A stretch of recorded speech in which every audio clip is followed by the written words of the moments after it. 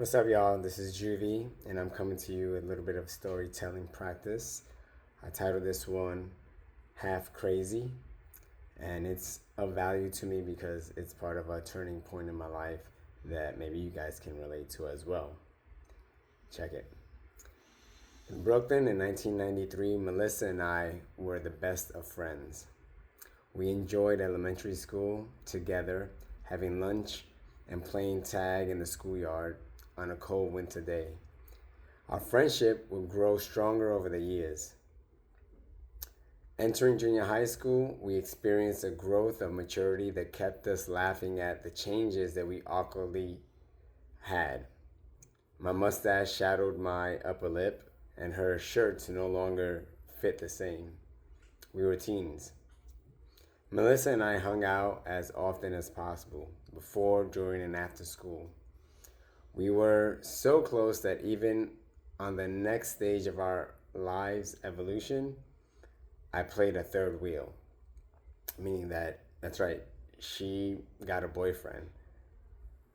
Andrew was a little older than us and came from the Mossy Projects, about a mile away or so from the Williamsburg Projects where we lived.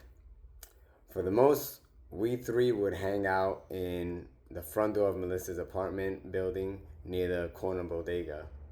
We talked about school gossip, TV shows, music, performed even the best of imitations of the teachers and principals who were trying to discipline us, right? We imitated them a lot.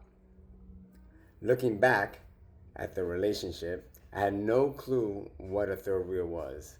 We went to the mall, we walked through parks, we ate Chinese food, and we even went to the Italian festival as a unit of three.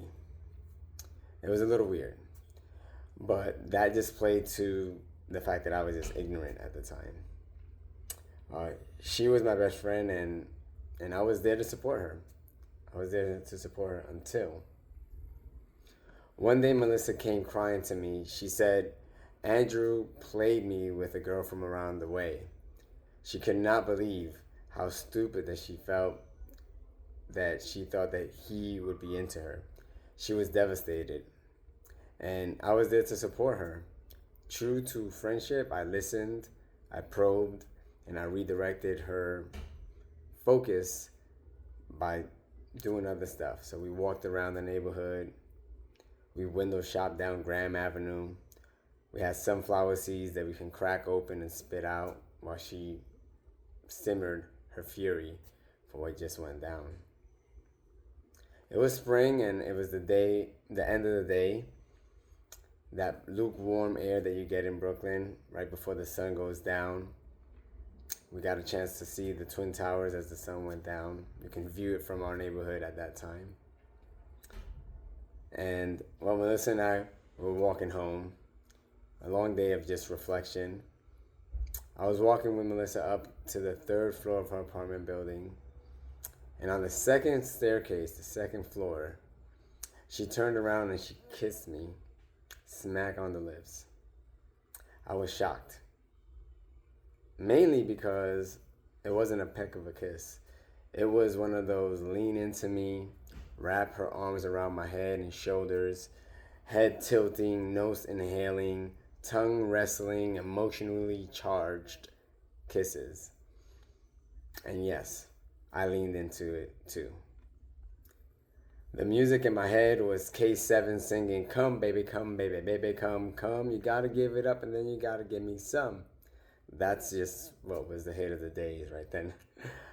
And it was fireworks. My mouth was on fire. My body was tingling all over. And that kiss went on and on until the rattling of a pair of keys scratched the record. It stopped the singing. Melissa's second floor neighbor was trying to get to his apartment, and he shook his keys, cleared his throat, and he said, Melissa, it was the kind of clearing of the throat that said, Melissa, I know that you ain't supposed to be here, but I also don't want to ruin this moment for you. He opened his door and uttered, Keep going. Don't let me stop y'all. And then close the door. Melissa and I scrambled to pick up where we left off, a ravenous kiss that exclaimed, "Damn, why have we not done this before?" It just made sense. Now we're one with each other. After we kissed, we looked at each other and smiled with a giggle and said, "What?" A little shrug. We were in bewilderment for what was to come next. We didn't know what that meant. What do we do now? Melissa, with her beautiful brown eyes, long curly black hair, and lips that match her hips, voluptuous and luscious. I was on cloud nine. I walked home singing and thinking about what just happened. And the conclusion I came up with was that we had broken a sacred bond of our friendship. And that marked also my first kiss. After that day, we didn't know how to be with one another. Our maturing bodies and teenage rage for understanding ourselves and the world around us, we kind of like played it cool, but never got through the turning point of her being my girlfriend or me being her boyfriend. We realized that crossing the line beyond friends was not aiding our friendship. That perhaps the kiss was a rebound moment, and as a way of detaching herself from someone else, she came across me. So maybe someone like me who deserved a kiss, but we weren't ready for that next level.